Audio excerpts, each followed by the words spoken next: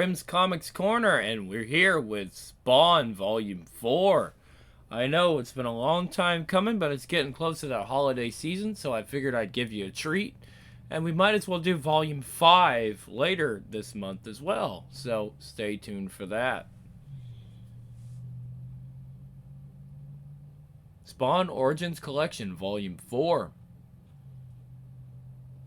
Collecting issues 21 to 26. We're getting there, folks. Still into the early seasons, though, or series, whatever. 93 to 96. Oh, wow.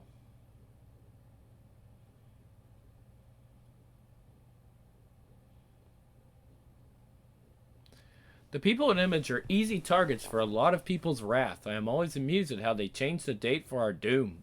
When we first started, we were going to be failures in a year, then 2 years, then 3 years. As time has continued to pass, the length of time for us to fail has increased with it. We're into our 3rd year of publishing with big plans for our 4th, and unfortunately for some, we are not going away. This exercise that I'm going through called Image Comics is based on one premise. No one, and I mean no one, will tell me how to run my life, and I'll fight to the death to keep that true. Todd McFarlane, Spawn Letters, page, issue 23. There's no page number there. But, oh, it might just have been the letters page. Alright. But, yeah, Image is still going strong. Right now, Humble Bundle running Image the 10s. Some of this stuff might be kind of woke. It's their more, progressive era.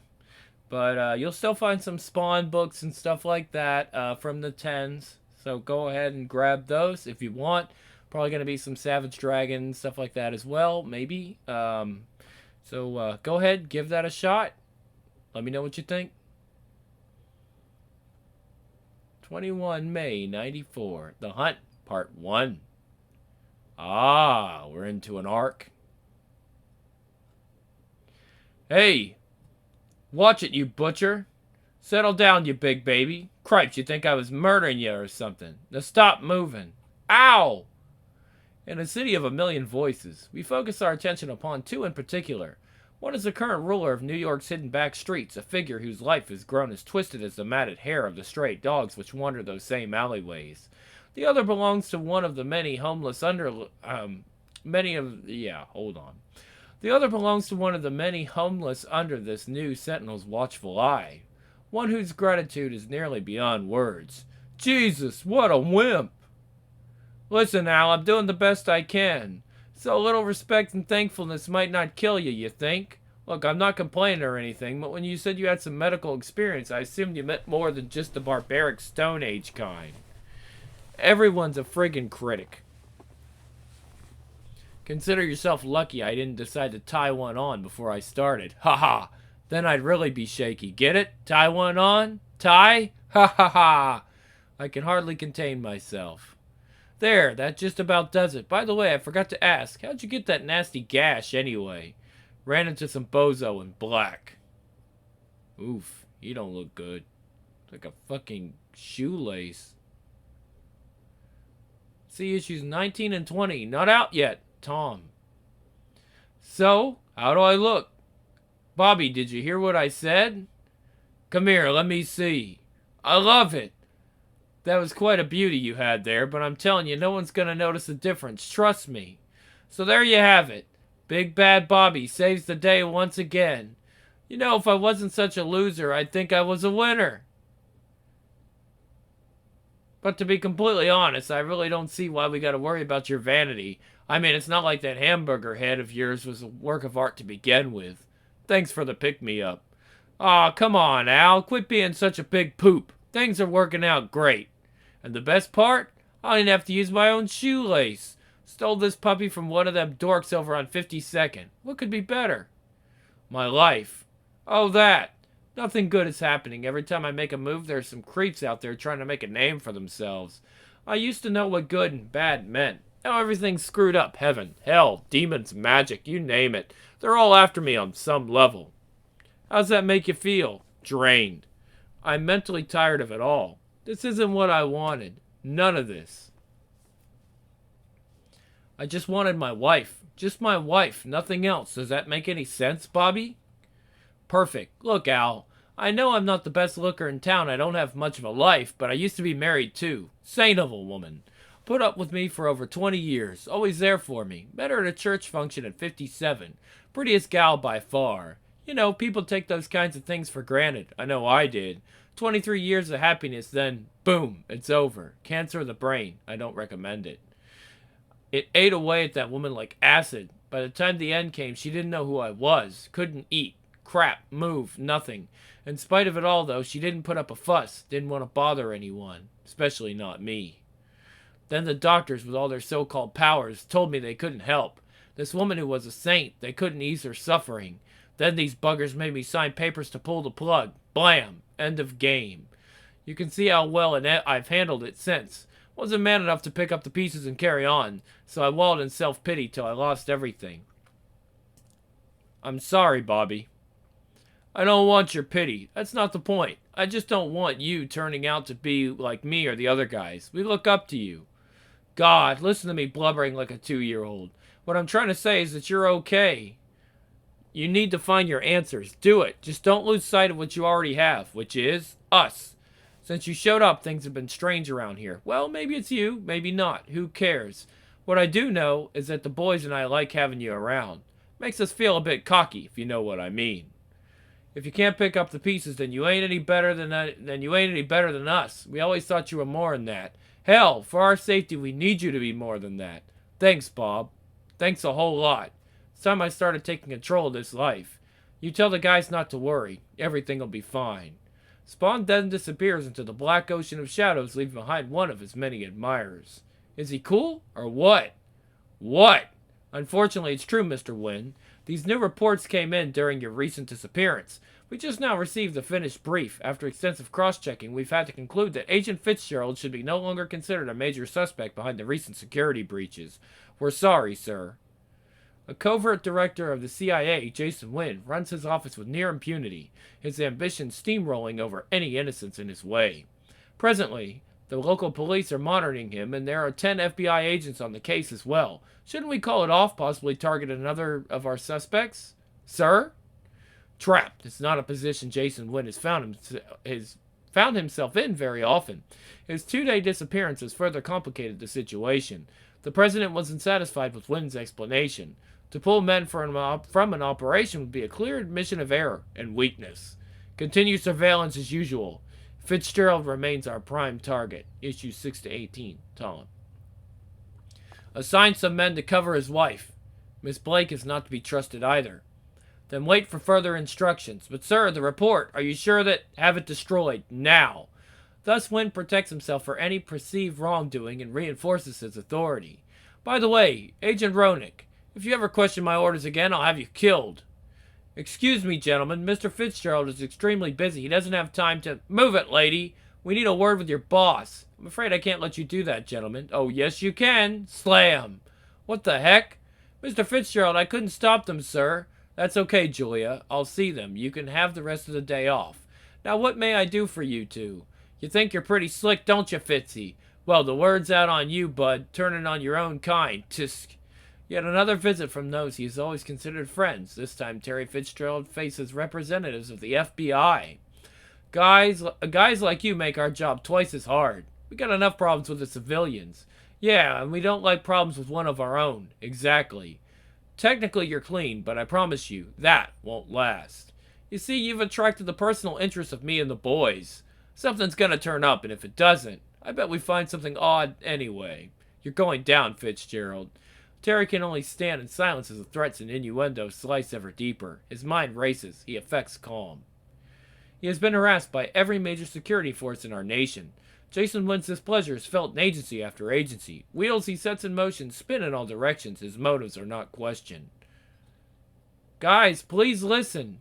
Shut up, Weasel. Ain't nothing gonna save your neck, turncoat. Now get your phone. Ring, ring, ring. Hello? Hi, sweetie. Just checking to make sure you didn't forget our dinner date tonight. No, Wanda, I didn't. Great. I have Marianne coming over to visit Cyan. You should have seen her at the park today. Still won't go down the slide by herself. Made all the kids wait in line. She finally made me go up and get her. What a kid. Anyways, are you going to be leaving the office soon? Sure. I just finished a meeting. Important? Nothing special. Better watch your back, Fitzy, 'cause there ain't no one watching out for it now. We'll be in touch. Maybe this'll jog your memory. Swack! Easy now, sir. Now let's try this again. Oh, police brutality. I got my rights. I'll sue. Yeah, I'll write up a report. Make sure I get everything down for your lawyer. Like that pound and a half of crack in your car. Not to mention the illegal firearms. Of course, I can see how an upstanding citizen like yourself will be taken at his word in this incident. What'd you think, Twitch? I'm looking for a new job tomorrow, sir. God, I love his sarcasm. For Detective Sam Birkin, Twitch Williams, NYPD, an occasional scouring of the Skin District is just one of the routines. Not much that's useful gives itself up willingly. This time around, though, they have a vested interest in a certain hero from hell. Having glimpsed his cape now a second time, they know the trail is still hot. Issues 5 and 14. That it's just a matter of finding the right rat to lead them. Suck me, fat boy, I ain't giving you nothing. I know my rights. Oh yes, like the right to do business with those high school kids you keep shoving your drugs to. I guess that's a right. Won't be good for your professional image if you suddenly have to peddle your stuff from a wheelchair. Doesn't look cool to the kids. I said I don't know anything about a guy in red. Tisk tisk. Well, here's the setup. You, my little scumbag Jimmy, have 2 days to get me the info I want. If you do, I'll only confiscate your drugs and make sure you don't set up shop again. And if you don't, then I'll make sure you get put away so long you wish you bought stock of the Vaseline Company. Do I make myself clear, Mr. Sweet Cheeks? I said, do I make myself clear? Ah, crunch! For the next 48 hours, Jimmy Linden displays remarkable initiative as he digs for answers. Somewhere in the city, Al Simmons huddles quietly in the discarded waste of the real world, camouflaged by the makeshift bedding of the homeless.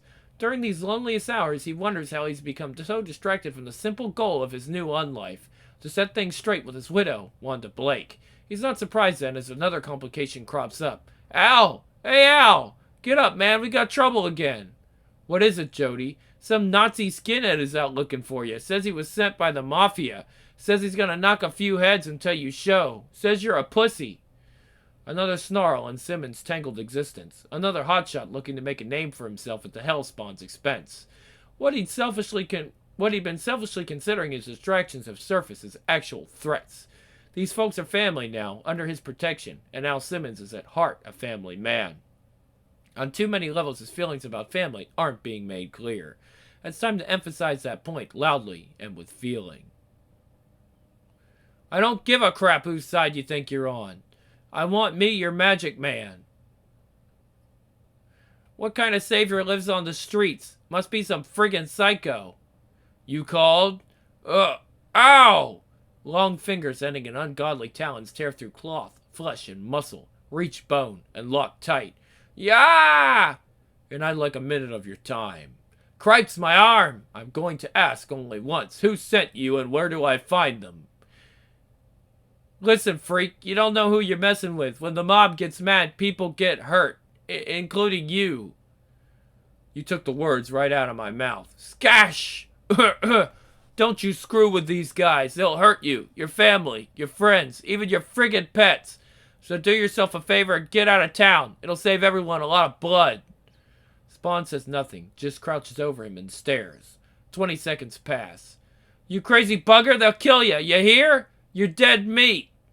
You're damn right I am. So make sure you take a good, hard look. Then tell your boss he couldn't possibly do any worse. Christ, not even close. So you tell Mr. Gravano, Vito Gravano. That fat ass? How many of his whipping boys do I need to spank? Issues 6 and 7. You tell Mr. Gravano that if he thinks he could do any worse to me, then I'll be waiting. And tell him not to take too long. I'm not very patient. Otherwise, I'll be paying him a visit real soon. You're crazy, man. It helps. 5:23 a.m. The sun's first light skims Manhattan, darting among office towers and occasionally trickling to already busy streets. And in sweet position to catch the first gleam of that light sits Vito Gravano, a.k.a. Vito Graves, a.k.a. Dracula, Mafia Don, and Madman. Is that so? Yes, sir, Mr. Gravano. Looks like this town's got another hero trying to make a name for himself. Fine, but not at my expense. Thanks for laying out the trap, Mr. Stewart. I have no further use for you. Pardon? You're fired. You know the way out. Slam! Testy little creep. Anyways, I'm looking forward to a great week. Smithers, bring me up to date. As you know, sir, we've been looking for links between the murders of your associates and some other disruptive situations. The matter of that little fat clown, the dismantling of that hired gun overkill, and the invasion of your office by a costumed vigilante. Calling in the admonisher to deal with the clown was a brilliant move, sir. I appreciate that. We're having to do a little digging on the latter two incidents. Sorting out the clown's killing spree has been easier. There's no question he carried out the hits on the other Dons and that he acted alone. Continue. Regarding the overkill situation, we have some new leads. We had drawings made of the weapons you described as used by the costume invader. Our people at the FBI and CIA both confirmed the theft of those weapons. The firepower was easily sufficient to pierce Overkill's armor.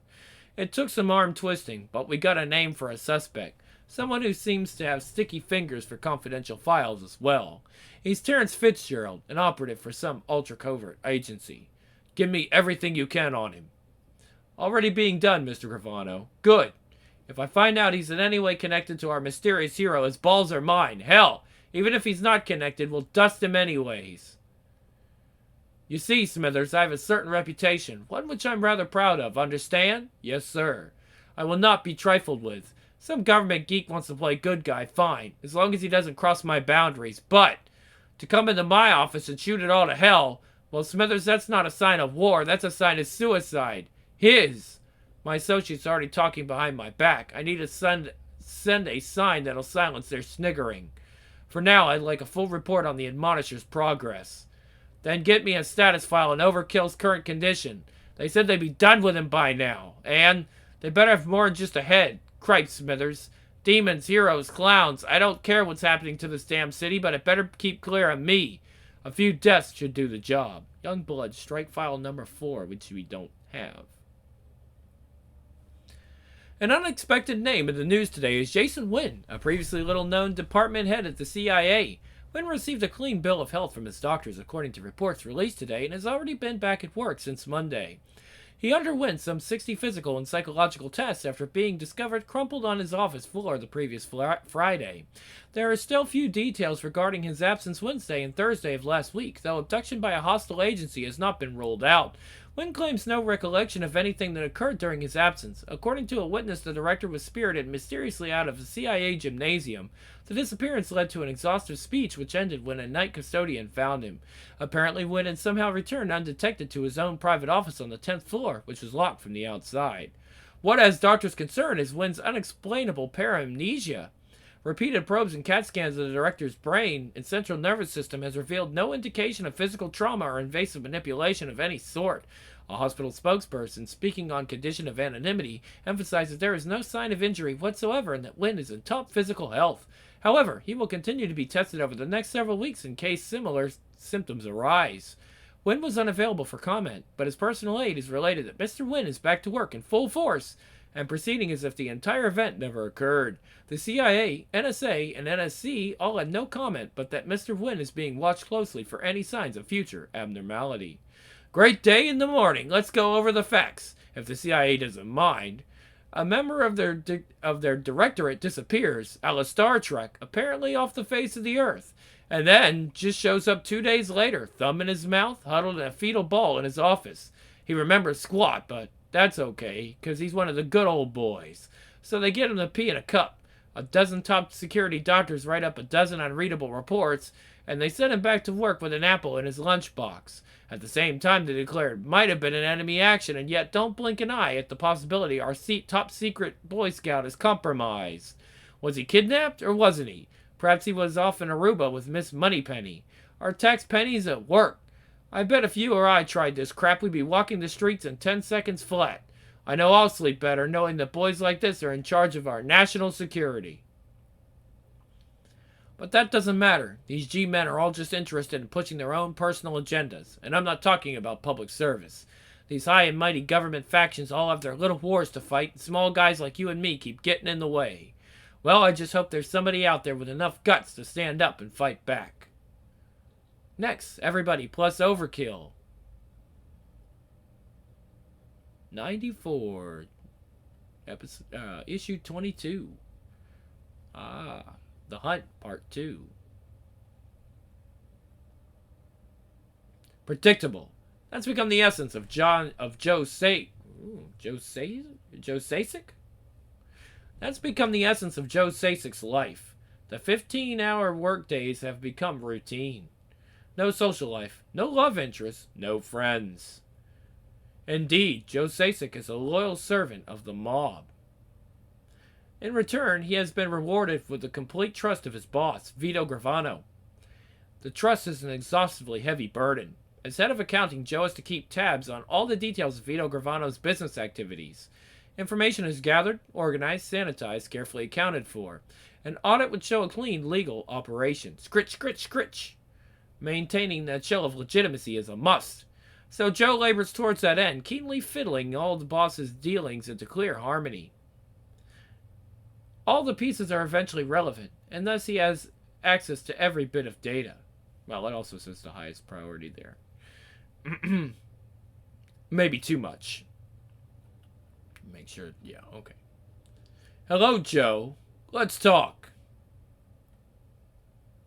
Your boss. I want to know exactly where he is. You see, the fat man's been asking for me. Thought I'd answer his call. Yeah, I mean...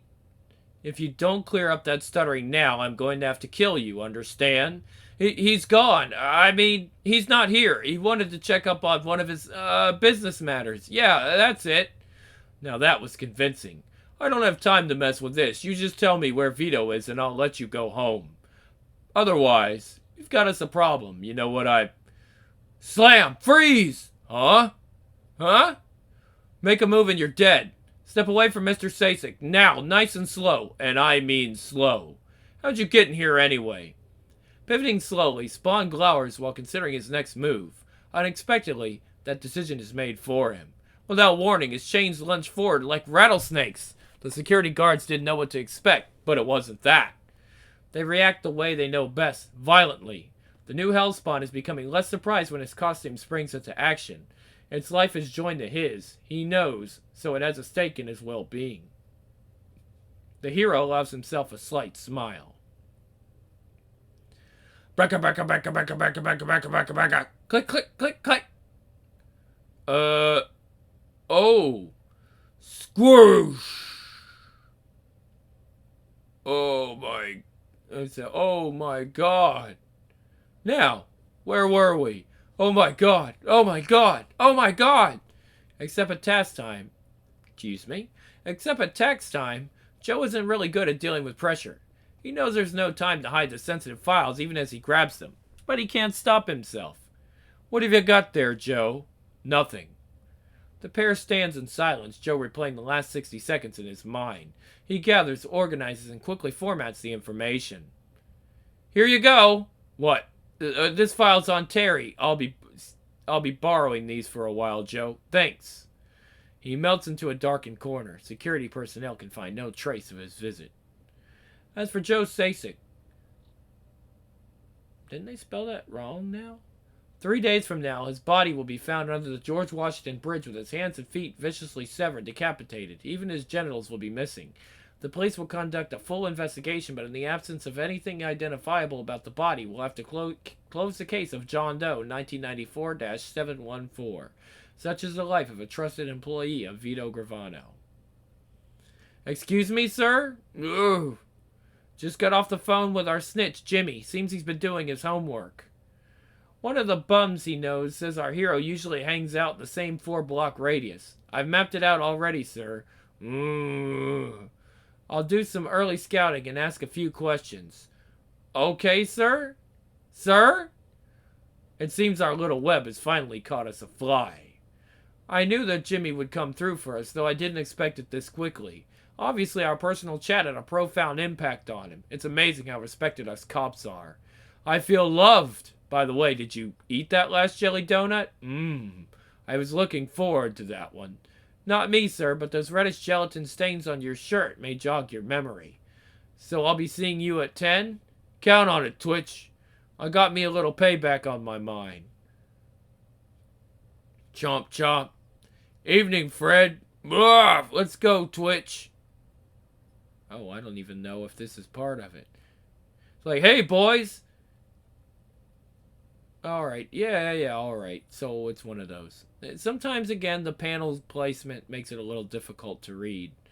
Hey, boys, how are things with the Ren and Stimpy, the New York's finest? Going out to chase more ghosts? Harass a few more of the homeless? Come on, you can tell me. Evening, Fred. Let's go, Twitch. Hey, my coffee. Another dawn breaks over New York City. Only a few sprinkles of sunlight pierce the tightly drawn blinds of these CIA office windows. It's as if the structure itself resists the revealing light of day. The reporters who cover security issues would envy those stray sunbeams. They've lately had their very pointed questions met with completely irrelevant answers. The complete truth has been locked tightly away. All attempts to shed light on one particular new embarrassment for the agency are politely diverted and firmly resisted. Those glimmers of the rising sun cast faint, fluid, eerily evolving shadows over the organization's director.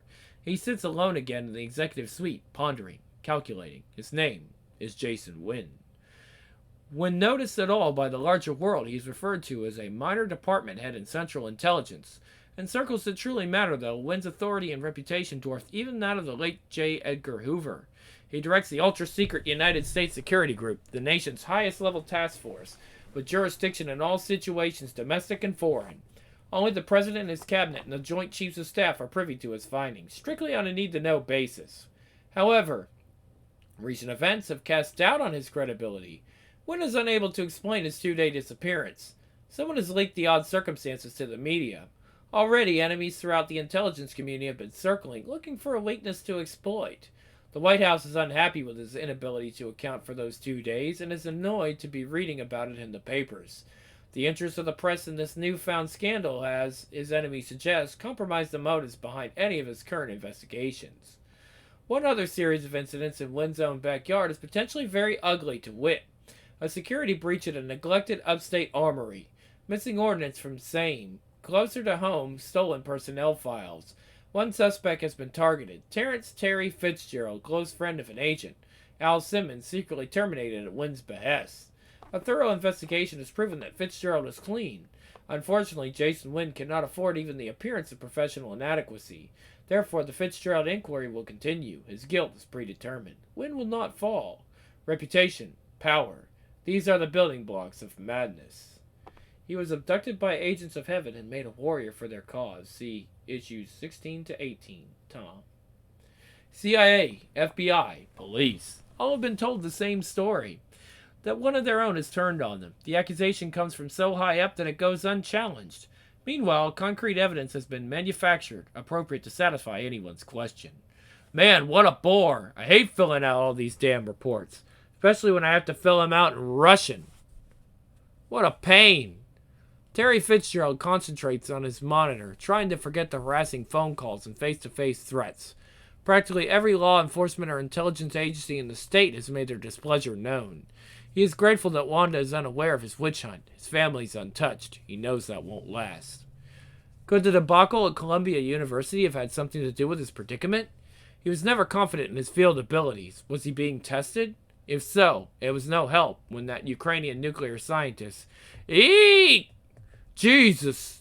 Issues 19 and 20. Not out yet. Tom. Julia, what is it? Terry, the box. It's... What kind of sick person would do such a thing? I'll phone security. No, Julia, don't. I'll take care of this. You alright? Yes, thanks. What does it mean? Trouble. It says, Dear Fitzy, you're a dead rat. Oh shit, you're friends.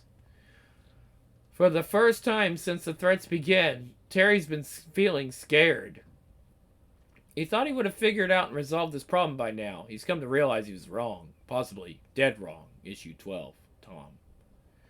Deep within the bowels of Manhattan's back streets, Al Simmons, the Hellspawn, sits on a throne of waste and debris. It was assembled by the homeless now under his protection. His first instinct was to scoff at their handiwork, but what else could they have built to support his 400-pound mass? Graciously, he accepted their gift, which formalized his role as the Bowery's dark protector, and theirs as his people. They need him to play their part, to be their savior, their newfound god. He's grateful, if a bit uncomfortable for their devotion. Yet it's the family and friends from his previous human life who fill his thoughts. Now back from the dead, he has an unholy mission. To his dismay, he finds this is having dire repercussions among those he left behind. Good God, excuse me. God, no. Vito thinks I'm Terry. And as requested, Mr. Gravano, an additional control circuit has been installed. Oh, hold on. Let me do that one again. And as requested, Mr. Gravano, an additional control circuit has been installed. It will overwrite any homing signals sent out by our opponents. Good. Additional modifications were made to his barium armor. While combat damage to his exoskeleton is always possible, this will keep it minimal. The same assaults used in the past would now be rather useless. Excellent. I knew I could count on you and your boys. There is one slight problem, sir. That being? It seems we weren't able to completely wipe some of his memories. There are a few impulse waves that include data on the government's Youngblood team that ignored our delete commands. Bzzzt. I'm not concerned about his memory. I need him ready to go tonight. We've had another visit to my office by that costumed freak. I want Overkill operational ASAP. Do I make myself clear? Tonight. You see, my good man. Hold on. Phone my office as soon as he's mobile. In the meantime, I need to check up on another of my situations. See Violator miniseries issue 2. That's one we don't have. Yes, sir. You see, my good man, I'm going to cleanse myself of 2 rather large nuisances this evening. One should be nearly finished. The other should be getting his invite to tonight's party right now. Hopeless. That's how hold on. Yeah, no, alright. Hopeless, that's how Terry feels at the moment. In his rush to get home to see if his family's alright, he'd forgotten that today is when Wanda and the baby go to visit Grandma Blake, normally. He hasn't been able to get them on the phone.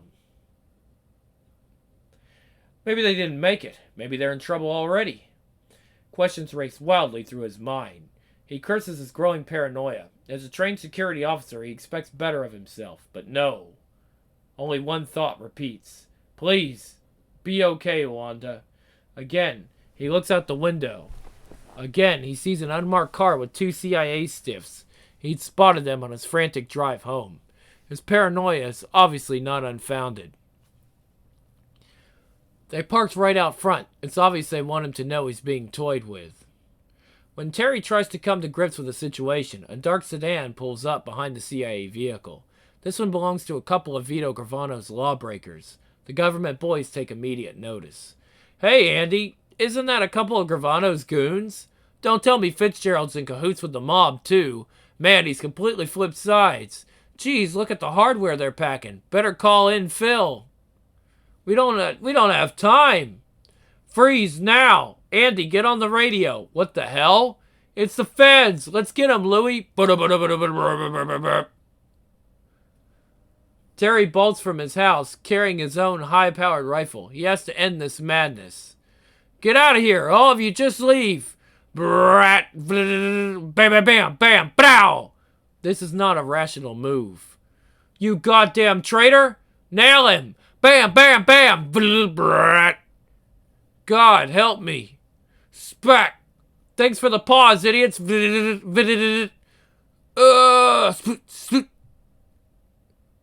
Finally, the guns fall silent. Listen up, Fitzgerald. I know you can hear us. We've got your wife and girl. If you want to see either of them again, you be in the alley between 5th and 6th at 27th at midnight. And you better be alone. Tires screech as the car speeds away. It's at this moment that Terry's world becomes devoid of reality. He isn't aware that the Mafia wise guys were lying.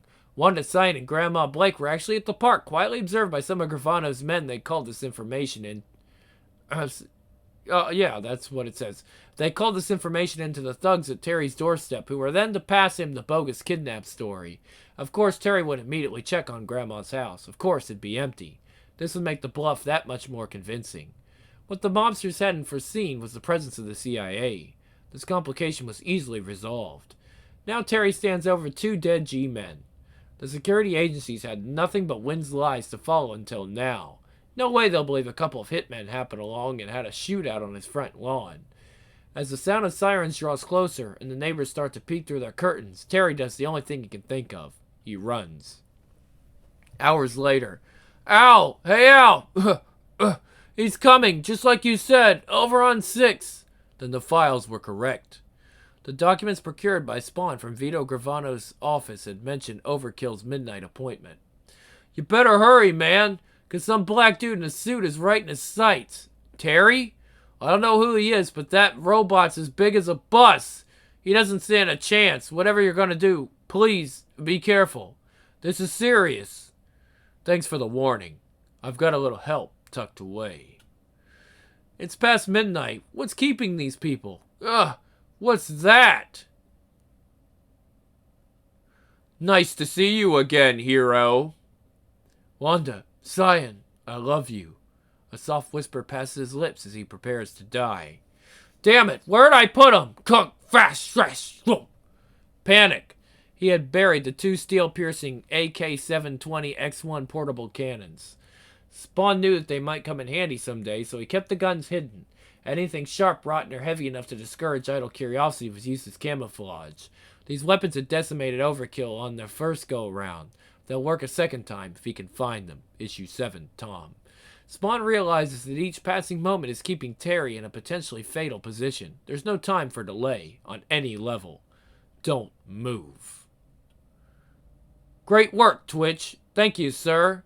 Fellas, I don't need this right now. Oh, 7864. And to his friends. To be continued. Alright. 23, August 94. The Hunt, Part 3.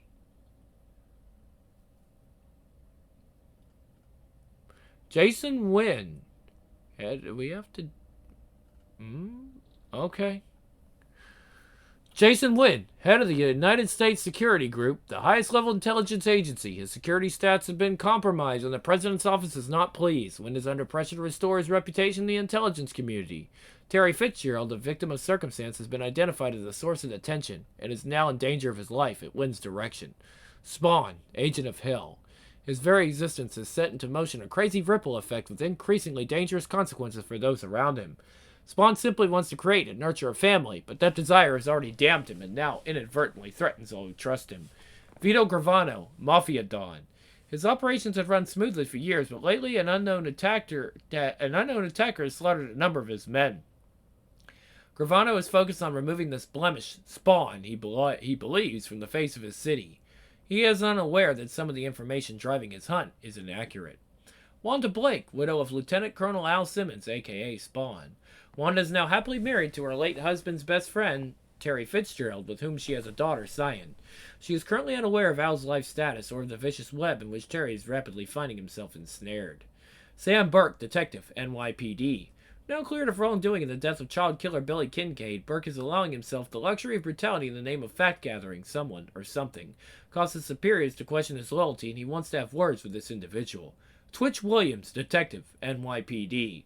The father of 7 is one of the state's top sharpshooters. I didn't know he was a father of 7.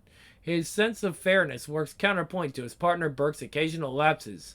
Methodology and arm twisting have led the pair to their quarry. The costume mystery man who has a few serious questions to answer. These are the major players in an increasingly twisted game of cat and mouse. Each is somehow connected to the strange existence of a dead man brought back to life, stripped of his identity, charged with tremendous but inexhaustible power. Awakened 5 years after his time to find his wife remarried, these were the realities awaiting a man in love. Gifts by some unholy creature of hell. A prisoner of his new life on Earth, Spawn's actions have triggered several manhunts by very influential people. None is prepared for what truth may emerge from their investigations. And the unfolding tragedy is that an innocent man is their prime suspect. This brings us to Terry Fitzgerald. Through strained circumstances, he has become the target of numerous groups. CIA, police, FBI, mafia. All have determined that he is at the root of their problems. Please, I beg you! Each has its own special way of dealing with such annoyances. Get on your feet. You want to be a hero, then act like it. I came here to destroy a man, not some cowering dog. I said, get up, hero! Smack! Since its reconstruction, Overkill has been programmed to believe he now faces Spawn, who nearly destroyed him a few weeks ago. Spook! Issue 6 and 7, Tom. Oh my, it's happening just like he said. I gotta find Al. How pathetic you've become. Not far away. I don't care what your hurry is, bud. It's time for us to have a little chat. Now step away from the wall. Watch him, Twitch. Taken care of, sir. I'm not about to move for you. Because I'm leaving here, with or without your permission. You can either follow and help me, or get out of my way before I hurt you. The choice is yours. Listen here, you friggin' freak. No, you listen. I've got a friend who's in desperate need of help against the Mafia's cyborg hitman because of false information from CIA and FBI officials. Even the police have helped screw this up. Unfortunately, I can't find my weapons in all this garbage, so I'll have to think of something else. What do you think, sir? Ain't no way he's walking away from us now. He's been a bleeding ulcer in my gut for far too long. I'm not gonna let him save his butt by hiding behind some cockamamie story. Go screw yourself, fat man. I said you're welcome to join me, but I guarantee this robot isn't even going to feel those pea shooters you're packing. That's why I was looking for my cannons. We need firepower. Big time. Freeze, you moron, before we shoot. Suddenly, ow, it's happening. You've got to come. Emily. Guy's as big as a house, all shiny and new. But the guy he's pounding ain't lifting a finger. I think he's dead. Damn it, no. Spawn bolts, cursing himself for this delay.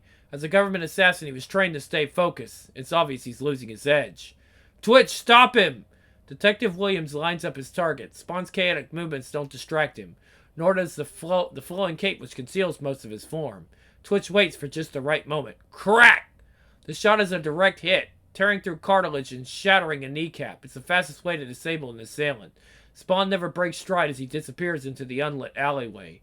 Twitch, I thought you... I did, sir. I did. Shocked, then reality sets back in. Sam and Twitch dart after the fleeing hero. Jeez, this is getting nuts. That daughter of yours is really a joy, Wanda. So well behaved. I wish my kids were that sweet growing up. Thanks, Granny. I'm sorry she fell asleep like that, but she does love going out to the park and playing. Runs herself into the ground. Hope you don't mind all the time we spent here. Oh, heavens no. It just means I get to enjoy your company for a few more hours. Your visits are the highlight of my week, dear. You know that. Otherwise, it's mostly quiet around here. Although I did have a bit of a surprise not long ago. Al came to visit me. What? He's an angel now. He seemed a bit troubled, though. He asked about you. Said he still loves you. Granny, how could Al come to... Ring... Oh, could you get that for me, dear? Sure, I'll be right back. Hello? Wanda, this is Connie. You need to get home. 2 men have been killed on your front lawn. The police said Terry killed them. Mr. Wynn, we've just received word that 2 FBI agents were slain outside the home of Terry Fitzgerald. The house was under surveillance due to information provided the Bureau from this office. Our agents were able to get there ahead of the police, but the situation is growing rather tense. The FBI operatives were killed by 2 gunmen, most likely from the Mafia. Whether Fitzgerald has mom connections has not been determined at this time. So far, Fitzgerald is in the clear. Jason Wynn clenches his teeth. Political pressure from the White House is unrelenting. Wynn must break the case to a close. He will stick the case to his patsy, Terry Fitzgerald. Any misstep at this stage will end Wynn's career. Of this he is keenly aware. The witch hunt will continue. Unfortunately, Fitzgerald was not behind the security breaches which embarrassed Wynn, and Wynn knows it. Now his ugly tactics have backfired and 2 FBI agents are dead. Wynn weighs his choices coldly. Get to the neighbors. Now. Across town. What were you thinking? Boss, we had no idea that the feds would be... Quiet. Listen, I'm only going to say this once. Your orders were to get Fitzgerald to a rendezvous with Overkill. Period. Not to kill 2 FBI agents. I don't need that kind of attention. The cartel's already busting my balls. I've got enough problems already. You go back out there and make this go away. And I don't mean a little bit. I mean all of it. Capiche? Yes, sir. That's the Violator miniseries, issue 3, which we don't have. Good. I hope Fitzgerald was dumb enough to rush right over for that little business meeting. Crack! He was. Fine. Have it your way, hero. You don't want to fight? Then I hope you won't mind if I just carry on in spite of you. Like seeing how fine powder I can crush your bone... Excuse me. Like seeing how fine powder I can crush from your bones without splitting your body open. Ah! From dense shadows comes a crimson blur. Its movements are quick, deliberate. Moving with specific intent, it snatches Terry's battered body and touches down 20 feet away, knee-deep in garbage. Hey! Stay here. I'll handle this. No! Gotta save him. Fool! You're a dead man. Internal bleeding, cracked ribs, fractured jaw. None of these matter to Terry as he sprints for the streets. He still believes the Mafia have his wife and child. Their bluff had worked. Ha ha ha ha ha ha ha! Yet for all his effort, Terry is only human. Not nearly fast enough to outrun a bio-laser stream. Terry, no! Before Spawn can move, his cape does. To this point, his costume had only come to life while protecting its host. Zat! Tonight, it sensed the further use. Spawn grabs a stray 2x4. He knows it can cause no damage, but it can offer a slight distraction. One that would allow Terry to escape. Swack! Finally, my proper target. Without your gun, you're nothing. Puff, puff. Cripes, what's going on? I don't know, sir. Pal. Crack. Smit. But obviously, he wasn't lying to us. Crap. That means the rest of his story is probably true, Twitch. Which means there just might be a multi-agency manhunt going on. Just my luck, Zat. Sir, yeah, I'm thinking. We can't afford that much time. Because unless we terminate this battle, we're not going to get any answers from this Al guy. Car's too far away for us to radio in. So we've only got one choice. Shoot! Bing, ping, ping, ping. Time to pop that zit you call a head. Tires screech. A door snaps open. Out bolts Wanda Blake. During the drive home, she was in a near frenzy over what she'd been told. Maybe this part was true, or that. But Terry, no, something is wrong here. Hey, lady, my fare! Miss Blake! As she nears the cluster of police, reporters, and gawkers, her heart skips a beat. Then continues to pound like it's about to explode. Is it true your husband killed? FBI, traitor, fled the scene, murder. She's assaulted with 100 questions and 30 versions of the events simultaneously. Excuse me, folks, let me pass. Miss Blake, I'm sorry, ma'am. Things don't look good right now. I'm going to need you to come down to the station. There's been a multiple murder, no sign of your husband. We put out an APB calling for his arrest. No, please, not Terry. Not my Terry. It can't be. Spotting a handful of neighbors huddled across the street, Wanda races to them. Please, you must have seen something. Anything. Please, you've got to help. This can't be true. This can't be true. Mr. Horn? Anne? We've seen nothing. Wanda's far too late. Jason Wynn's men had already consulted with their neighbors. You see, Andrew and Karen Horn, these kind and generous people, were illegal immigrants. An insurance adjuster for over 17 years, Chris Albrecht led a fairly mundane life. For 3 years in the mid-70s, though, he didn't file his income tax forms. An audit at this time would ruin him. I'm sorry. As for Anne Thermopoulos, she's always been a pleasant neighbor. Nice family, too, but she has a skeleton in her closet. She had a child out of wedlock, a son, when she was 17. At present, he's in jail for car theft. His parole hearing is in 2 months. She's been promised his freedom. As the final door is latched, she falls to her knees, sobbing. Wanda never wanted to admit it to herself, but she always knew this day would come. Being a widow to one government intelligence agent wasn't enough. She had to go marry another. She acted as if by keeping a safe distance from their work, she would shield them all from any consequences of, well, whatever that work was. Ignorance is bliss, she told herself. That illusion has just been shattered, terminally. Wanda knows she'd have seen warning lights flashing if only she'd opened her eyes a bit wider. She says a quick prayer for her child who's been left, thank God, at Granny Blake's. Then she breaks down again, her body jerking with each breath. Tragically, her privacy is short-lived as the assembled news hounds pounce, feeding on her grief. Meanwhile, no, I can't just leave him. He saved my life. Waves of pain shooting through his body, Terry manages to push an empty dumpster down the alley. He won't abandon the costume vigilante. With each agonizing step, momentum is built. Just enough to topple a 1,200-pound cyborg that was already off balance. What? Whack! Idiot, I thought you'd fled. Were you waiting for your friend? Here he is. Ugh! What are you doing, Twitch? Your gun's useless. I've got an idea, sir. Splooch! Turn! Crack! Come on, baby. Turn. Smack. Bingo. Blam! With uncanny accuracy, the bullet enters Overkill's body through a small opening in the ear cavity, interrupting the electric flow for a nanosecond. Twitch had hoped to cause some systematic disruption. Youngblood, bad rock, Youngblood, bad rock, bad rock. The result was completely unexpected. The cyborg lumbers off. It has a new directive. See Youngblood number 7, Tom. What a bloody mess, quite literally. Concluded. Next issue. Okay. Spawn 24, September 94. The Hunt, Part 4.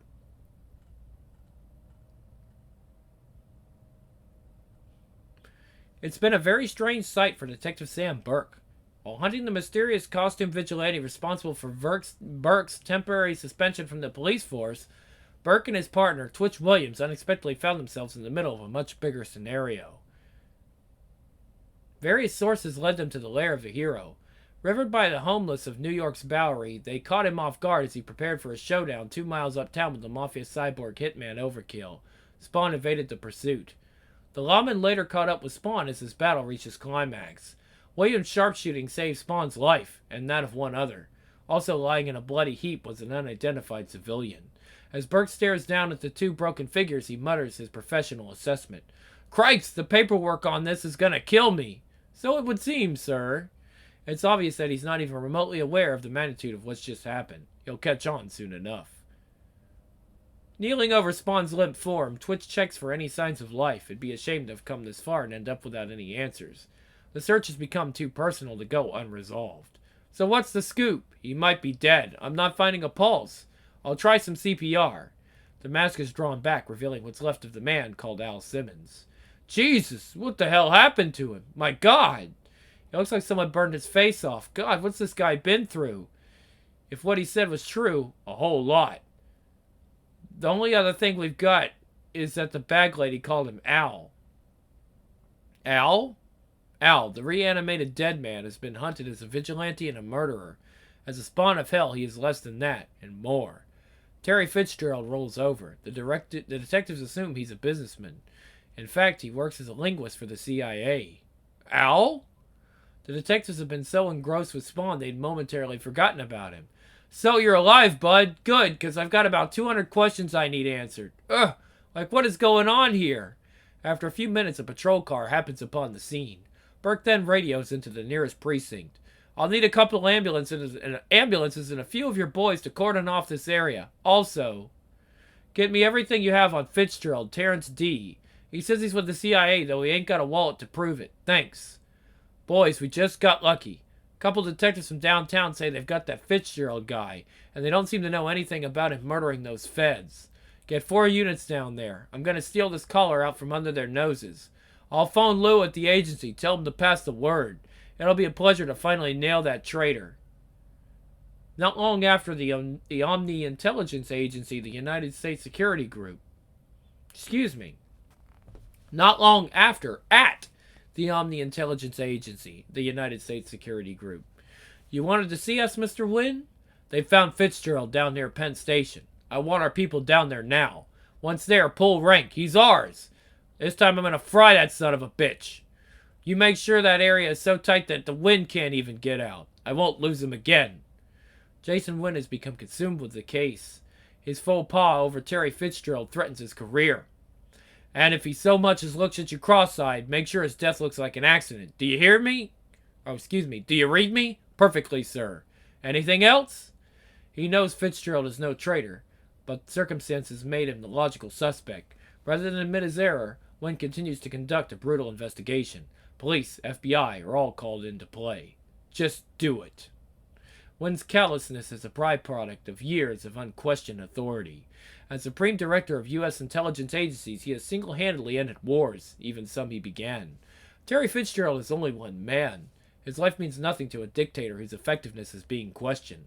A quick resolution to this fiasco would restore his preeminence with the White House and in the global community, while leaving it to others to deal with its aftermath. Like Wanda Blake, wife of a man now accused also of murdering 2 FBI agents. Tears fall as she prays that this is just some demented nightmare, but she knows that it's real. Very real. The life she and Terry had built has crashed down around her. As Wanda now holds tight to her science, she works to push past the shock to focus on what's in her heart. Hope. Love. She prays to God that this will be enough to see her through, because it seems nothing she took for granted can be trusted. The agents posted outside are supposedly there to protect her, but from who? Or is she being detained? The neighbors stopped talking to her after the shootout. Who were they afraid of? What was Terry involved in? She doesn't know friend from foe. How many times do I have to tell you? I don't know where that freaking robot went. Your guess is as good as mine. I was just trying to stay alive. I was expecting to be meeting here with a couple of mafia punks. We do. See Youngblood, number 7. Yeah. Let's see if I got this straight. You're a G-man who's expecting a meeting with the mob. They sucker you, send their 10-ton cyborg hitman instead. And our dead hero over there seems to have a personal reason to try and save your butt. All this comes as a complete surprise to you. On top of it all, you claim to have lost all your identification. What do you think, Twitch? There does seem to be some merit to what he's saying, sir. He knows the agency protocols and a fair bit about the mafia as well. Well, you shut up, Twitch. Piss, Vinny. Piss, Vinny. Look, it's Al. Someone messed him up. Real bad. We gotta get some help. So another group is drawn into the web of activity surrounding Spawn because our naive hero acted without thought of consequence. A dead child molester. A few stolen guns. A couple of missing files. These events form no obvious pattern. The key lies in an unfathomable place. The mind of a dead CIA-trained assassin. Faced with odd situations, Spawn did exactly what had to be done. Unfortunately, the fallout from his actions has landed squarely on the shoulders of his best friend of a lifetime ago.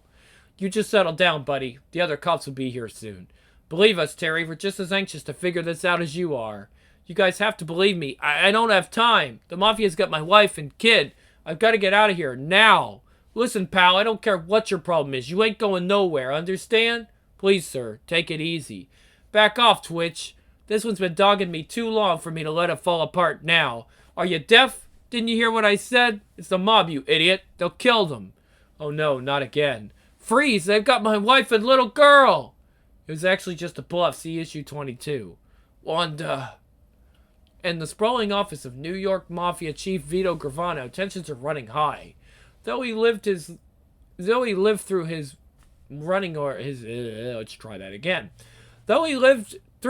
ordeal with the Violator and his brother demons, it ended far from satisfactorily. There we go.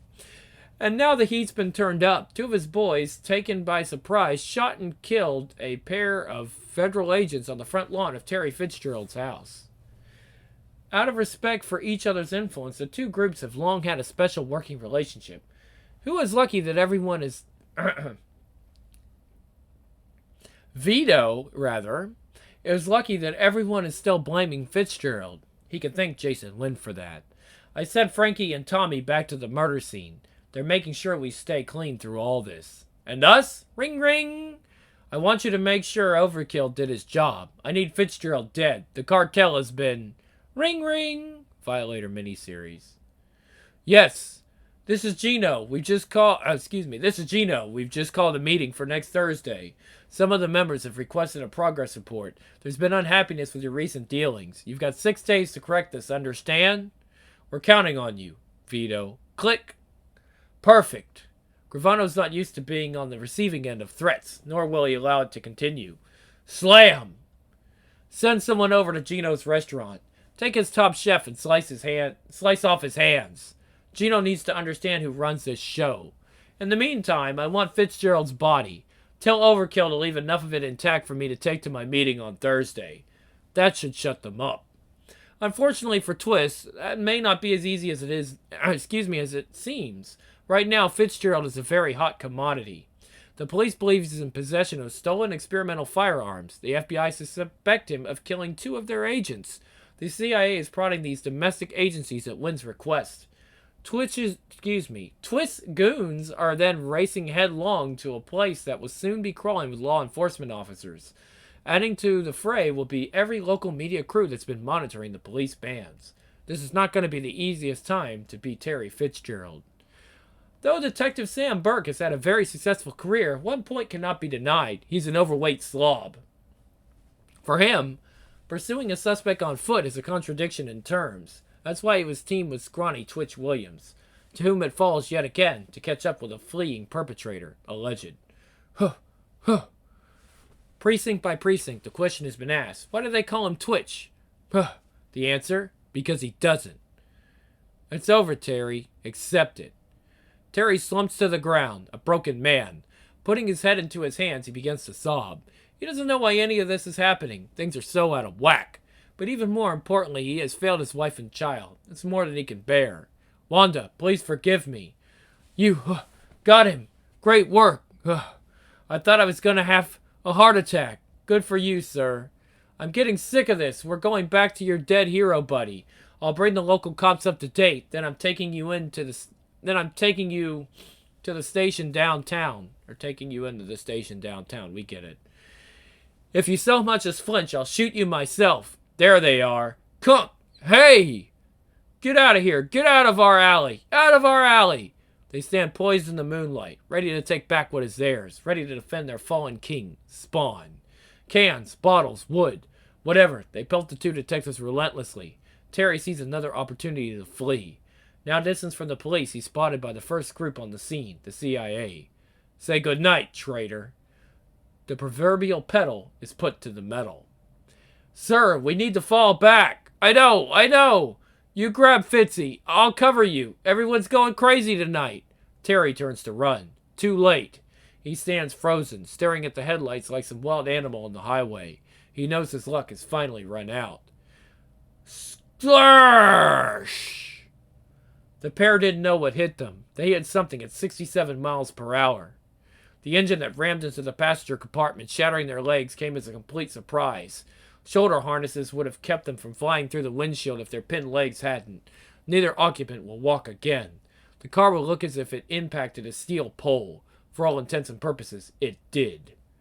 Get down, Terry! Al Simmons employs powers derived from the pits of hell. Once in a while, he's glad of it. He knew that increasing its density to the extent would drain irreplaceable energy. Tonight, he did this willingly. Tonight, he saved a friend. Sir, it's him! Who are you? A friend. Twitch, you said... Suddenly, the alley explodes with life. The interested parties converge in rapid succession. First, the FBI. Freeze! Then the police, followed by the mob. Then the CIA. And last, the media crews. The commotion is deafening. Panic has blossomed, full and abundant. It is now that the denizens of the alley make their retreat, not out of fear, but confidence. Their king is well. He can and will control the situation. Unlike some folks. What the hell's going on here? As the horde converges upon him, Spawn stands and stares. His CIA background informs his decisions, when to react and how. He has several targets tonight, one purpose. Until now, he tried hiding himself from the public. That hasn't worked very well. He needs a new tactic. Fear. It can be brought on in many ways. Irrational thought, paranoia, superstition. It can also be instituted by example. He's been given a name by the Violator. It's time they learned it, as well as something else.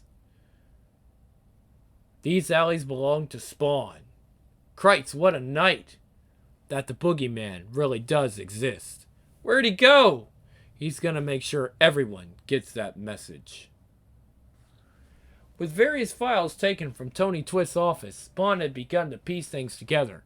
Each new agency dropping into the mix was targeted as another place for Al to cross-check his data.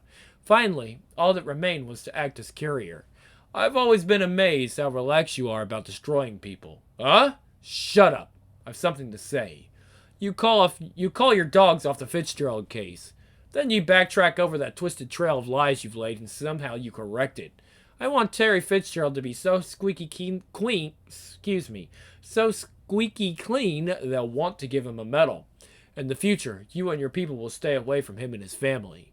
In case I haven't made my point, I thought I'd leave you with a copy of Special File. You'll find that your career of wealth and power will vanish if anyone reads it. The President and the Joint Chiefs of Staff would be the first. I know what makes you tick, Jason. What? How'd you? And that's power. This file can make it disappear in a heartbeat. Jason Wynn scans the file. No one alive knew some of the items it contains. Sauerkraut. Swiss cheese. Pickled herring. It's 4:33 in the morning. Sam Burke is finally arrived in his apartment. Burke! Oh, excuse me, Burke. Cripes, what kind of ghost freak are you? I need you to pass a message along to Chief Banks. Tell him to drop the Fitzgerald case and to leave my alley alone. If he doesn't, I'll make sure every criminal in a 10-block radius turns left every time a cop goes right. You'll be so busy chasing the mob, I'll become a distant memory. And do me a favor. Give this file to Chief Banks.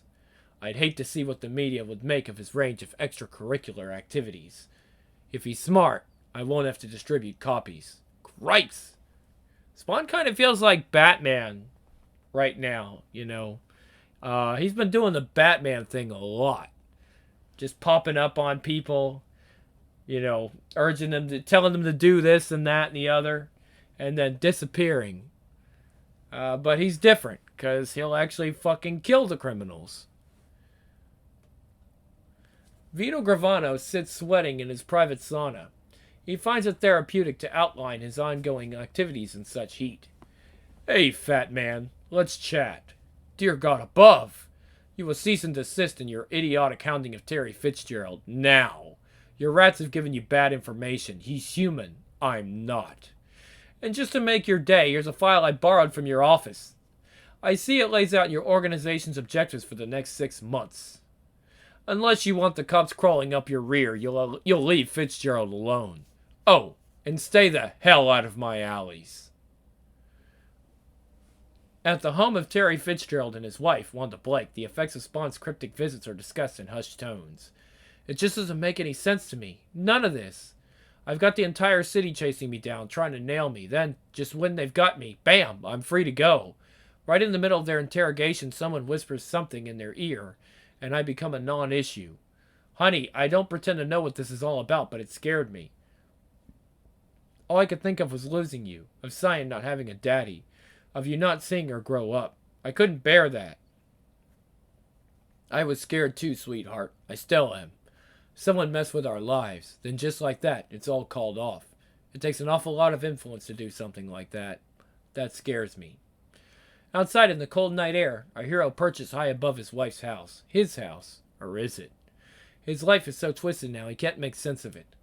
While he stares at the light streaming from the house that was once his, Al Simmons reflects that his existence is certainly having an impact, and that most of it's negative. He'll be more careful in the future. His actions have caused his wife and friend to suffer greatly. Sounds funny, he thinks. I have a wife that's married to someone else. He'll laugh about that some other time. For now, a disaster has been averted. As the first of the rain begins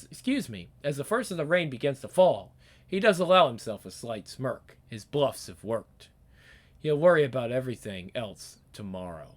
The end.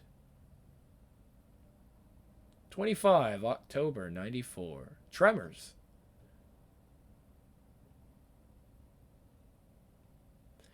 And police in Queens still have no comment on the deaths there of 2 FBI agents last week. At New York's Bowery, meanwhile, there have been reports of gang-related combat against a costume meta-being. A melee involving police detectives, a government employee, a techno-augmented mercenary, and this previously unknown hero was observed by local news crews. Bioluminescent graffiti was then discovered, identifying the newcomer as Spawn. Police believe he may be linked with the vigilante murders of known crime lords several months ago. Well, if it isn't if it isn't ratings war time in the broadcast news industry, what time is it? New York City HQ to radio and television and the home of Broadway has now premiered a performance of another kind. The Big Apple is now playing host to the most outlandish scenes of carnage this side of Bosnia, if you believe the news, folks.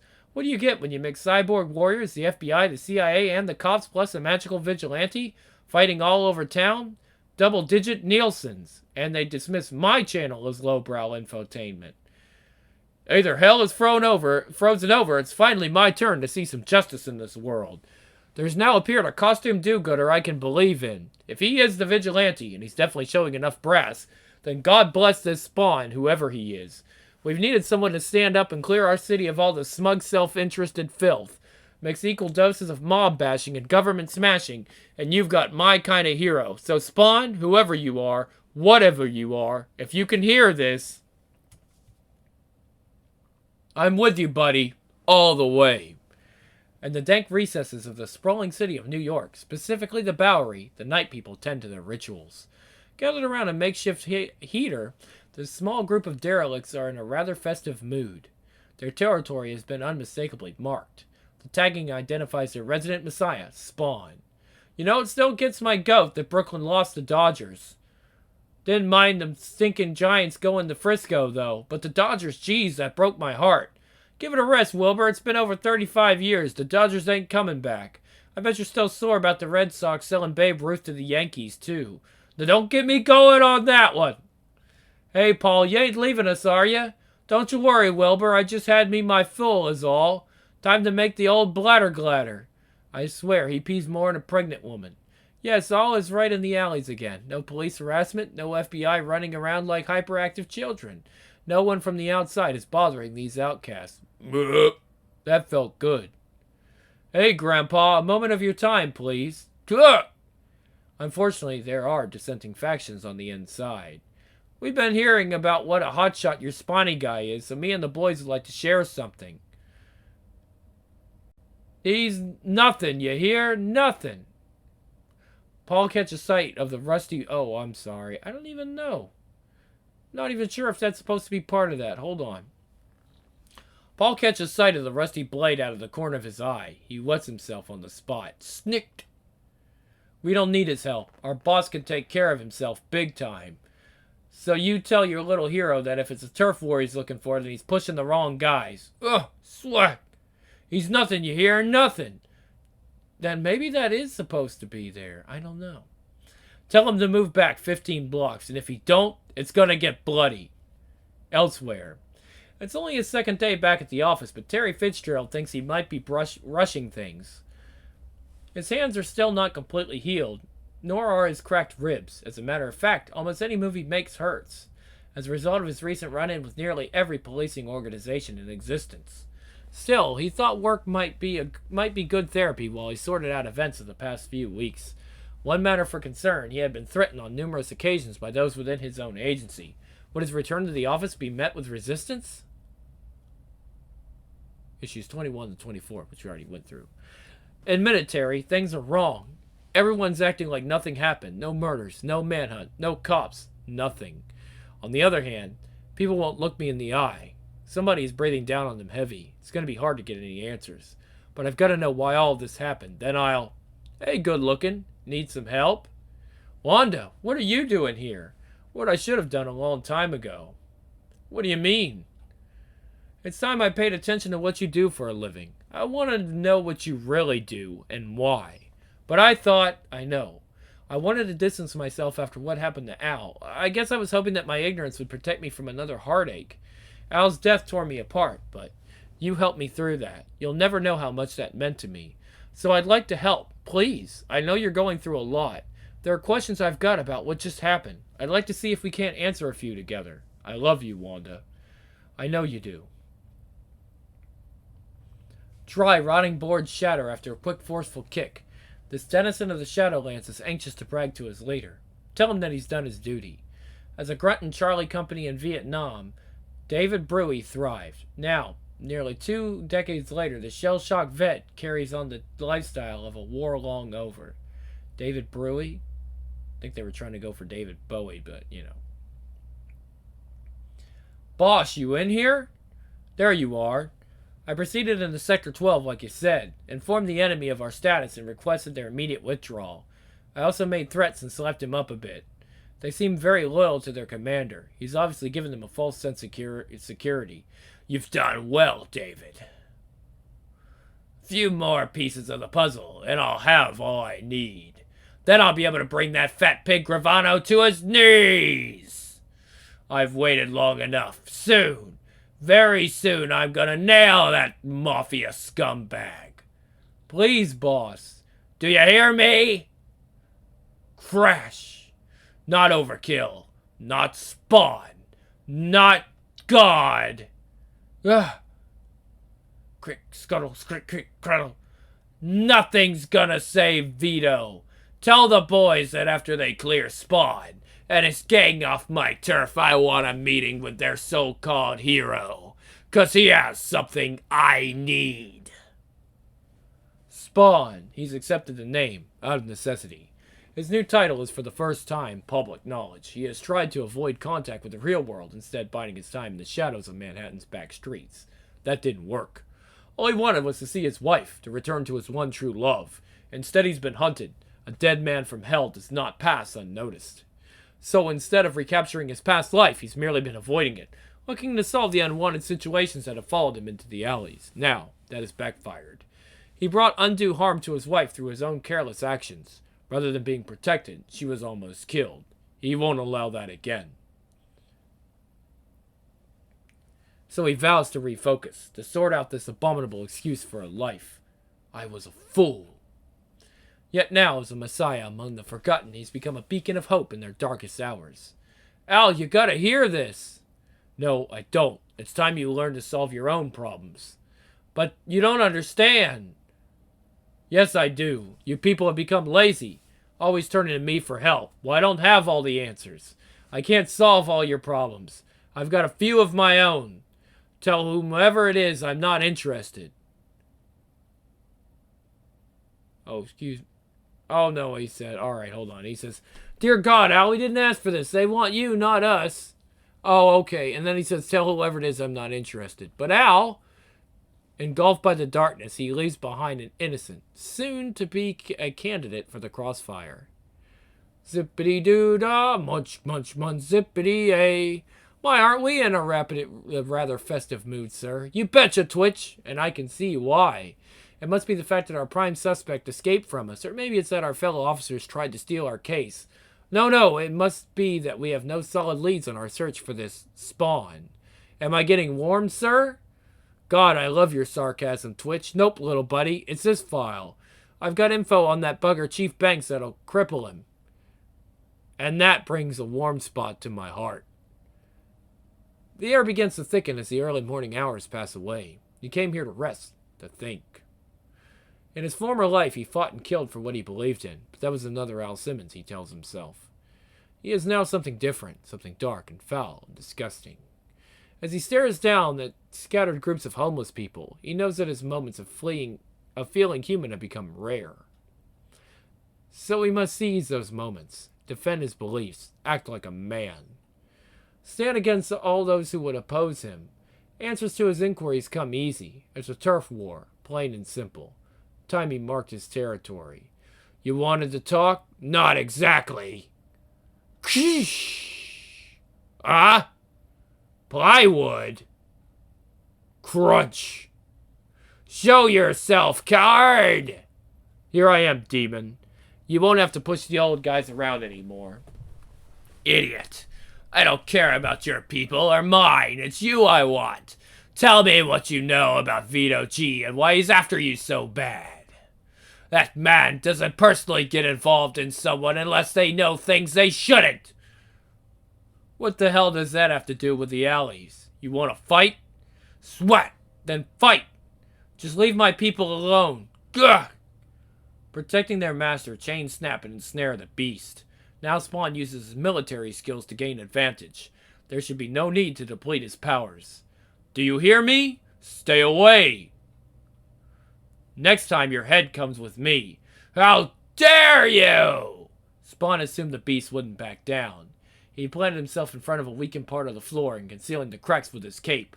A deft move and the creature is swallowed by the collapsing planks. The scene goes quiet, but for scurrying rats and the flapping of crimson cloth, it seems the dispute has been settled. No! Smash! A biomechanical appendage extended twofold retracts in a blink. Clack! You listen good. I'm gonna nail that pig Vito and you're gonna help. Is that what this is about? Some personal vendetta? I don't care. You want Gravano? Fine. But what's with this turf war crap? A diversion. Vito and his cartel are intrigued by you, Spawn. The kind of interest can get you killed. You called me a demon. I could only wish. It wasn't long ago that Vito forced me to be his guinea pig. He wanted me to be the perfect hitman. I was stupid enough to be employed by him at the time. Threats to my family were not made casually. To protect them, I agreed to their high-tech butchery. They wanted to fuse flesh and metal, but someone screwed up. The combination of chemicals, microsurgery, who knows what sort of radiation, and anti-rejection drugs transformed me. A few days later, I escaped my imprisonment. I can understand why. No, you can't. He killed them, slaughtered my whole family, just to protect his ass. Our cloak hero hears the rest of the grisly details, pain and anguish. It's something he's quite familiar with. I can help you. Just give me an hour. Why should I? Because, like me, you don't have a choice. Shortly, I believe you'll find this to be useful. Huh? How'd you sneak up without making a sound? It doesn't matter, but this might. It contains everything I have on Vito. I haven't read it all, but there's plenty in here to bust his balls. Where'd it come from? His accountant. Vito had him eliminated. You'd be doing both of us a favor if you swatted him hard. Thanks, Spawn. I'll give you a lowdown when I'm through with him. I'll be around. Spawn pauses to think. For all his power, this creature seemed as tortured as Spawn himself, and seemed as willing to go to any lengths to achieve his goals. Is this craze being friend or foe, or something in between? The end.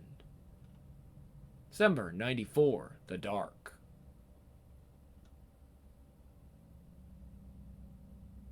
Evil.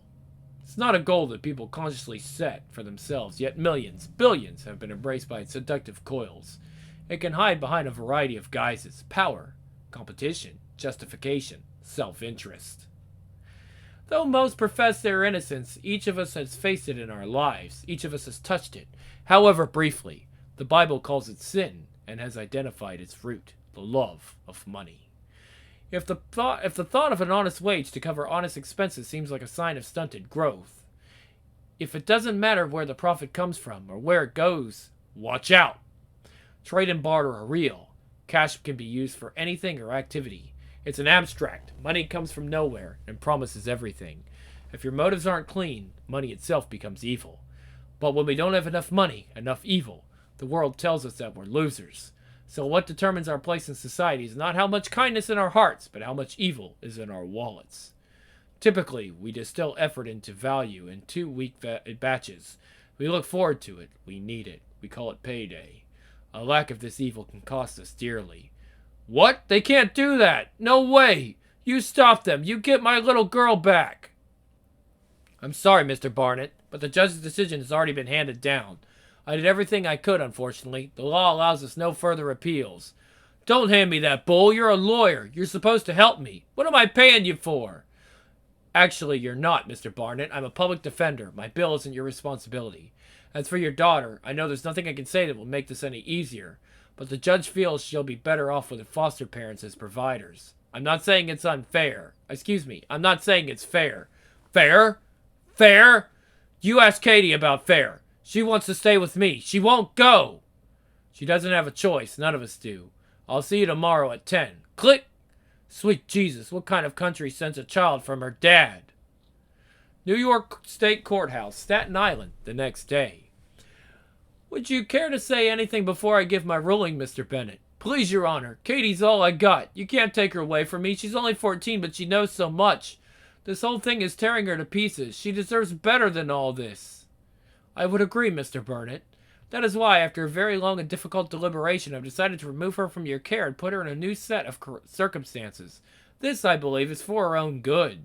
I have considered the fact that Kate values you as her father and her stated wish to remain a part of your household.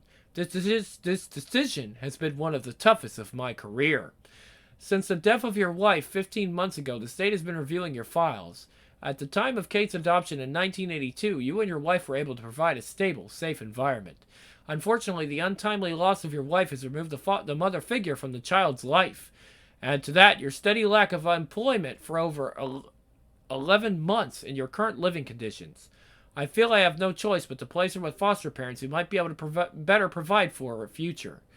If in the coming years you can show this court a living situation conducive to a young teenager's needs, an auxiliary appeal may be filed. Do you understand? He understands. All right, 12 years of love, caring, and tenderness mean nothing if you can't afford to pay for a college education. Fred Barnett doesn't have enough money, enough evil. Somewhere in time.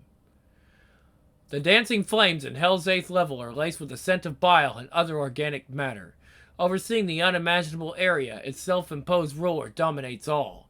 He is the Malbolgia, a devil, one of many who occupy the myriad layers which comprise this place.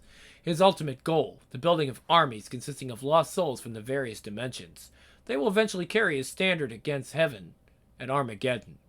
At the fore will be his officers, those most excellent of the damned, singled out for their achievements in combat, will drill their nightmarish tactics into the troops at their disposal. These are his elite. These are his hellspawn. Each has a specific destiny to fulfill, though none realize it at the time of their recruitment. It is one such spawn who is now under the Malbolgia's watchful eye, who's native to the earth, the one formerly called Lieutenant Colonel Al Simmons. "Come, my pets, let me amuse you with another tale," hisses the Malbolgia. He leans forward, chin resting coyly on his hand. He continues, "Though they all resist, the Hellspawn have always become great leaders for my army. Those that survive the training. There have been a few disappointments. It is their internal struggles back on their home planets which intrigue me. The hunt, if you will." As his cryptic dissertation unfolds, the inhabitants, both resident and damned, shift closer. The Malbolgia leans back and smiles. "Let me update you on our newest selection, our newest spawn." God, everything's so messed up. I'm not thinking straight anymore, not using my training like I should. This whole thing is about me and Wanda. I've been so damn distracted by all this unbelievable crap. The mafia, hitmen, cops, even the boys in the alleys. But at least I've stopped hiding like some cowering dog. Now they know I exist, what I'm capable of. Ball's in their court. Let's see if they can come up with some better answers about what I've become. All I know is that since I've got these powers, I've become some friggin' magnet for everybody's anger. Plus, I seem to be using the conflicts as a way of avoiding having to face Wanda again, like I'm stalling. You're not. You're acquiring knowledge, though you aren't aware of that. Who? Not since issue 3, Tom. Surely it hasn't been so long since you've forgotten your friend the Count. Your life has become somewhat complicated, wouldn't you agree? How do you know so much about me? What the hell are you anyway? I'm not your concern. You torture yourselves for answers that, mostly, you've been given. See issue 9. You're just not trying hard enough. Much as I'm tempted to write you off, you do show some spark. So let's go over what you do know, and stop me if any of this is new to you. You're Al Simmons. You died, made a pact with the devil, not the devil, and returned to Earth.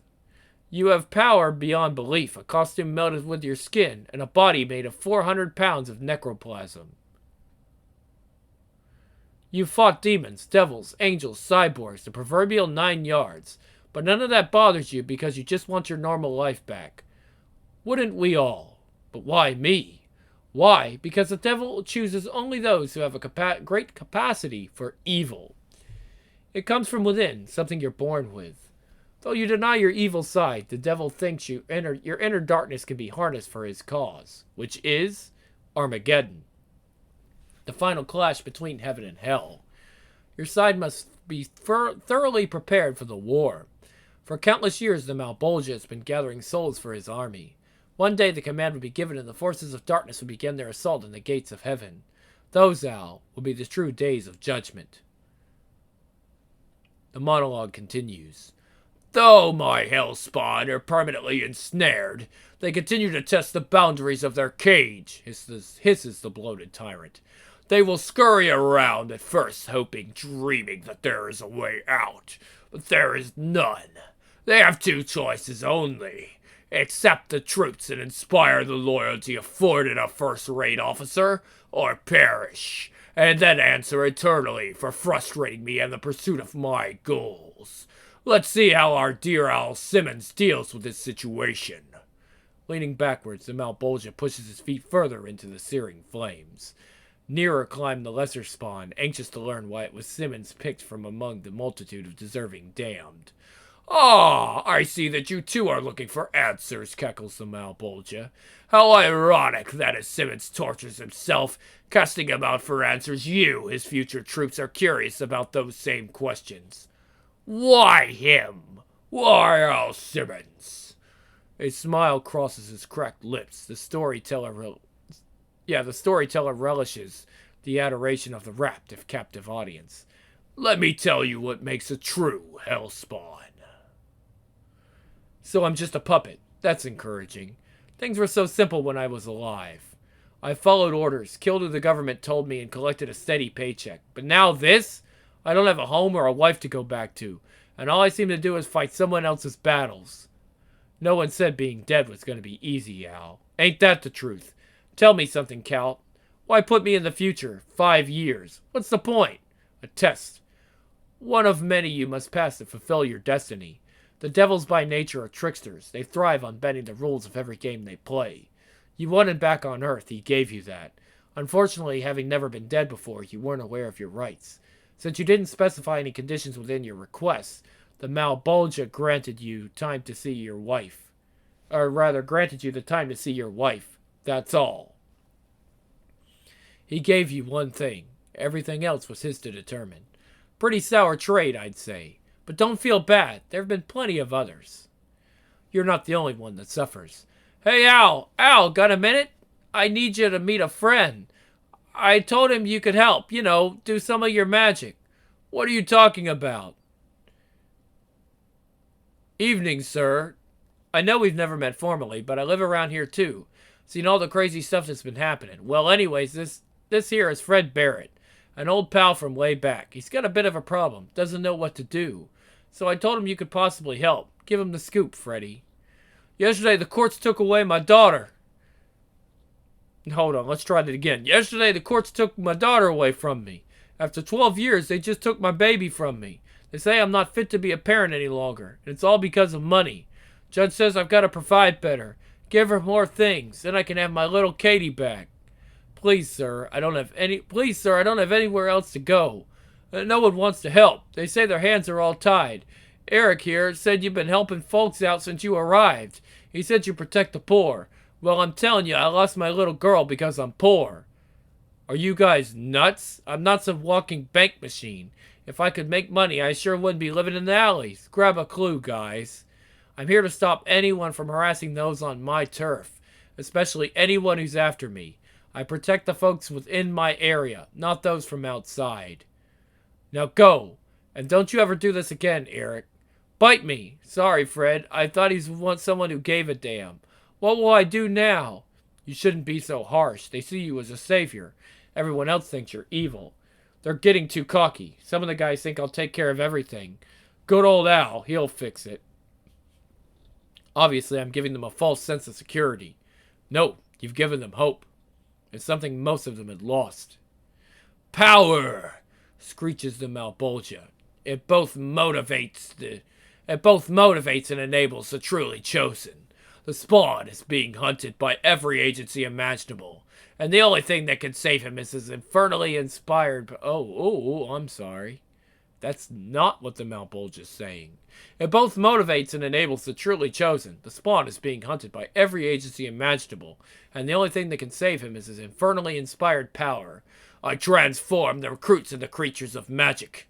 Eventually they learn that their inner pool of energy will one day be drained. It is then that the training begins in earnest. Their rebirth places them at a four-way crossroad.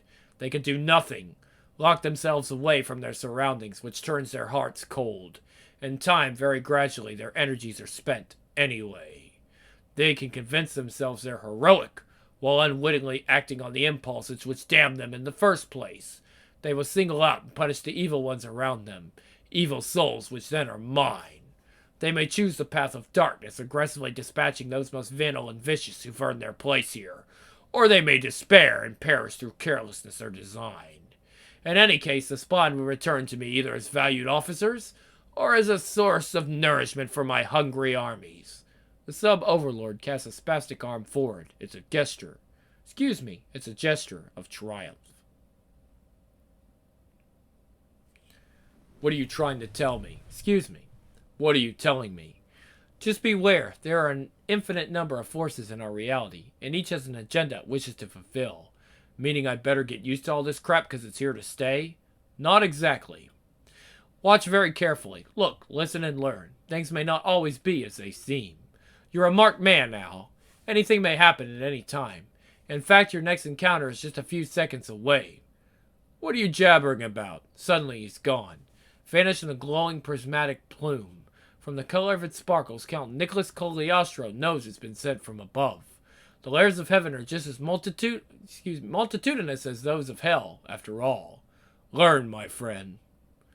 Mr. Simmons, might we talk? Whoa, Jesus, lady. Call me Gabrielle, Mr. Simmons. If I might have a moment of your time, I would really like to talk to you.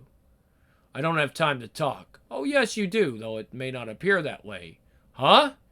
Nothing can harm us in here, and we're now outside of time as it's usually perceived. Wine? They have a fine chilled Chablis I can... Is it a Chablis? Yeah, I can personally recommend. This, my life, everything's so screwed up. Nonsense, but sit down. Sit down, you're making me nervous. What is this place? It's a dimensional umbrella. You're still in New York, but we're also sitting in the grounds of a small inn in the Loire Valley. Something to eat? The crepe Suzettes here are quite out of this world. This is good. First wine I've had since I died. I'm not hungry. Why have you kidnapped me? I've ordered some strawberries for myself. Even angels watch their waistlines. I wouldn't go so far as to call it a kidnapping, Mr. Simmons. More of an intermission. Do you remember her? Her, sure. She came at me out of nowhere months ago and tried to kill me. That's our girl. All the subtlety of a Sherman tank. Her name's Angela. She hunts things, particularly things like you. Why? Why not? She's an angel. You're a creature of hell. She probably wanted to hang your head on her trophy room wall. And you're an angel too? You and I are on opposite sides, Mr. Simmons. This meeting is simply to allow us to exchange some information.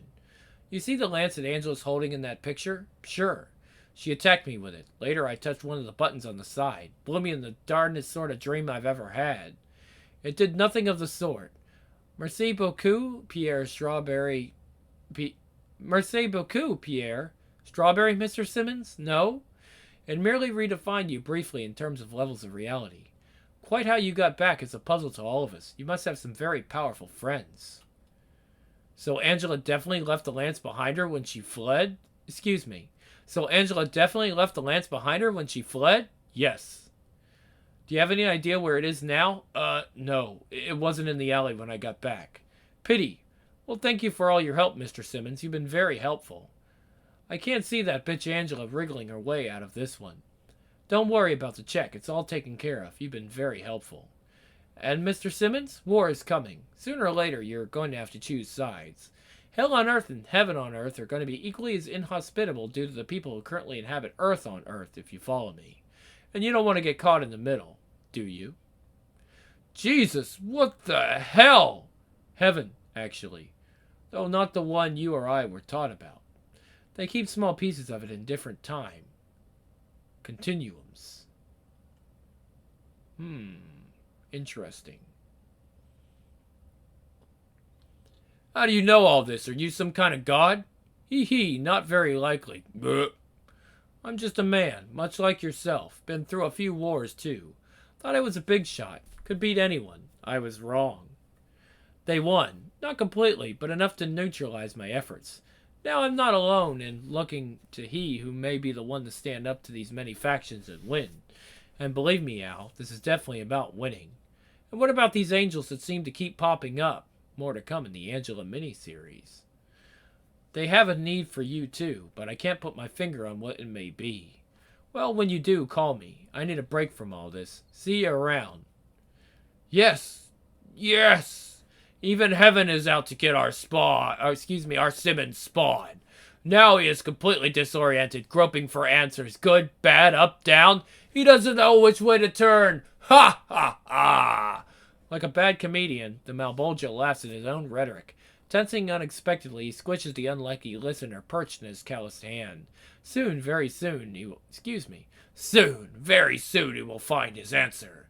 When he does, it will consume him, as it has the others before him. Power! It's your calling. It's in your blood. How do I enjoy this game? Oh, excuse me. How I do enjoy this game.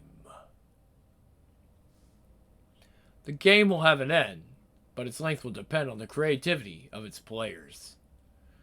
2 nights later. That ripple a bit powerful for you, Al. Ah, take it easy, Count. I'm finally out of my mood swing, and now you want to rain on my parade. For the moment, I feel alive, almost. Hey, fellas, did I tell you that your great and powerful leader got suckered by some fat little slice-and-dice clown a few weeks back? Yep, I gave the rat a portion of my energy so he could rip his brothers apart. Unfortunately, he left me eating dust for a day. Then the little guy came back to give me what he'd taken. Can you imagine? Excuse me. A demon keeping his word by returning? Ha ha ha. But not before he laid a good shellacking to my head. Am I awesome or what? Violator 3, Tom. Hey, come on, guys. No one's laughing. What's the problem? You could have helped him, done something. I'm not going to help no blue-faced piece of... Not him. I'm talking about my friend Fred. Who the hell is Fred? You don't remember? Maybe this'll refresh your memory. Thwap! Man commits suicide over custody rule. Oh, shit. Suicide note recovered. Police have identified the body of parent 51. Daughter has custody. Oh. My God. How do you feel now, hero? Forget it. Never mind. He was from the outside. He didn't count. Stunned by the news, Spawn shirks away from the glare of accusing eyes. That's it. Run away, you loser.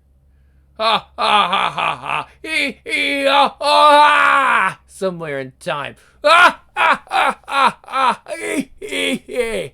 Tens of millions of twisted souls howl with laughter. Ah ha ha! Loudest among them is their storyteller. It will be some considerable time before the maniacal sounds die down. Lost in the most obscure shadows of a decaying city, walks a dead man. Tonight, for the first time since his return, he feels dead. Next issue, The Curse. Art Gallery. Spawn 21 cover. Spawn 22 cover. These are the inks, rather. Spawn 23 cover. These are the inks. 24.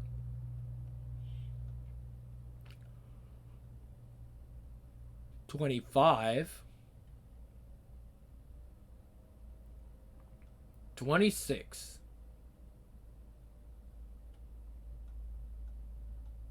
Oh, cool. Look at that. Isn't that an awesome scene?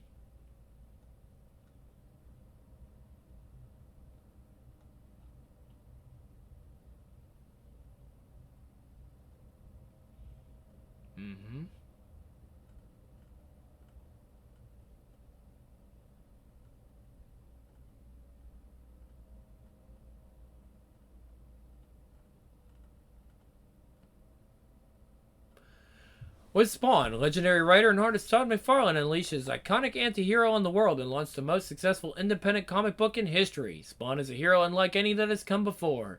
A government agent, Al Simmons, was killed by one of his own men. Resurrected from the depths of hell, he returns to Earth as the warrior Spawn, guarding the forgotten denizens of the alleys of New York City.